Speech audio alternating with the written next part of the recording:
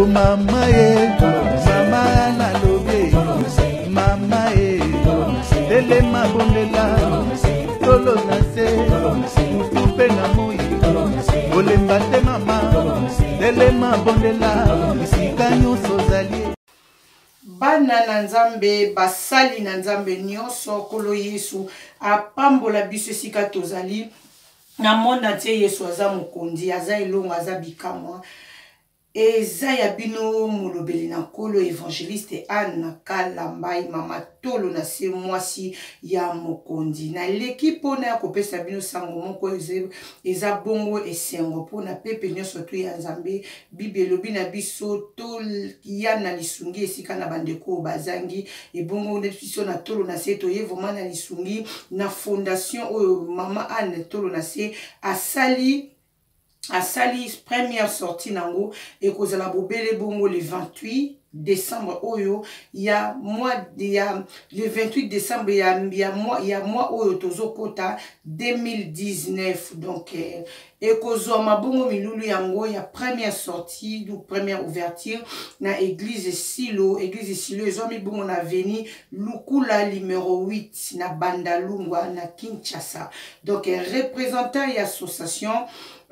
Orphelinat association donc ezali bongo prophète José Yanda mon papa spirituel mon père encadreur yende mutaza vraiment représentant na mon niveau ya mboka ya Congo donc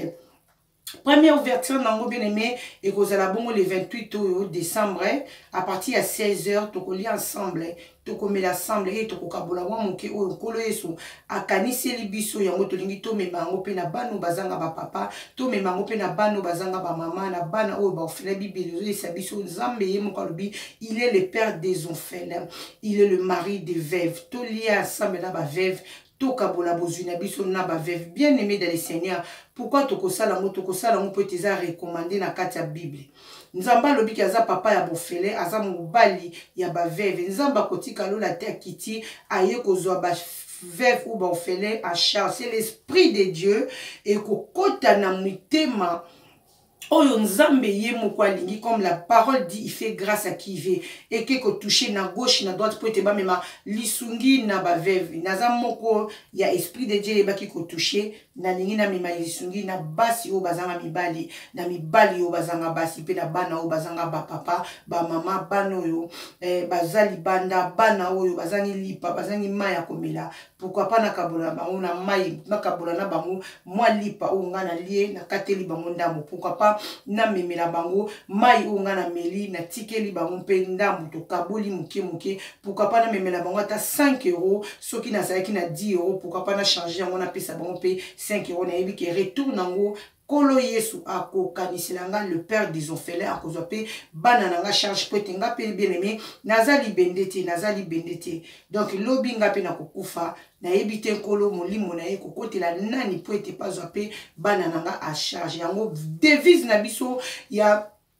fondation MMK donc ça veut dire fondation mwasi ya mokondi kaka donc il devise na biso tovandi na kati ya pesa et kopesa melayo donc mutu apesaka nzamba yebaka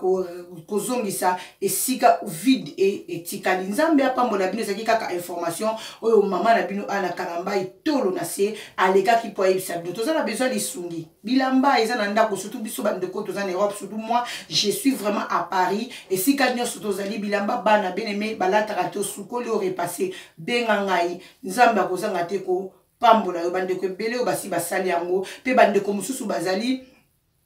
o baza ko EDP bilamba yango ekota pe na fret ekende na mboka Congo soki 5 € ezali 10 € ezali 50 €, 100 €, 1000 €, 200, 300 ndenge nzambe akosimba motema na yo ekomemela biso vraiment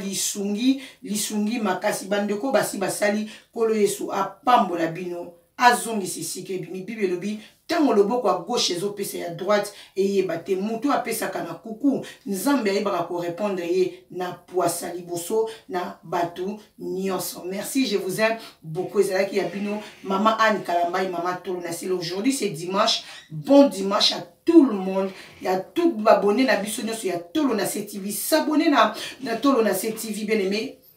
ezali na makambo malamu ba témoignage ezali na ba émission malamu mateya ya malamu bien aimé ba information tozoka vraiment na source avec notre journaliste monteur Gaël, que le Seigneur te bénisse aussi. Merci na basala nzambe nyonso to bazola nanga. Merci na ba pasteur nyonso to. Merci na ba bonne na biso ya tolo la TV 100% Jésus. Merci na ba minanga ya WhatsApp. Merci na ba minanga ya Facebook. Merci na ba minanga ya Imo ya Viber. Merci na ba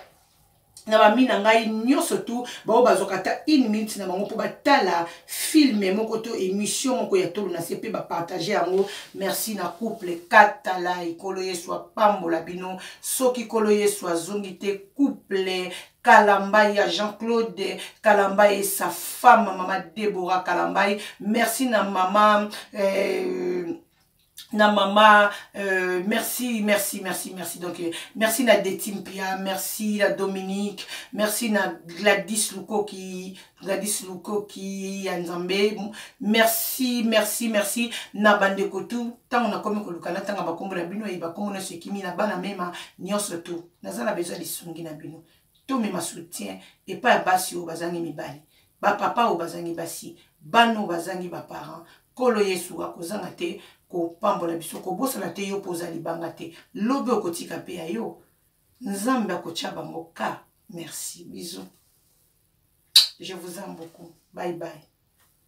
Tozongi na régie etieli biso manzembo moko po aimer ma biso nzembo na biso atolo na se po aimer ma biso vraiment na présence ya nzambe. Merci Gaël.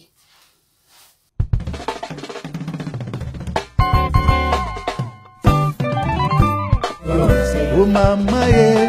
mama na lobe mama telema bondela tolo na se mutupe na moi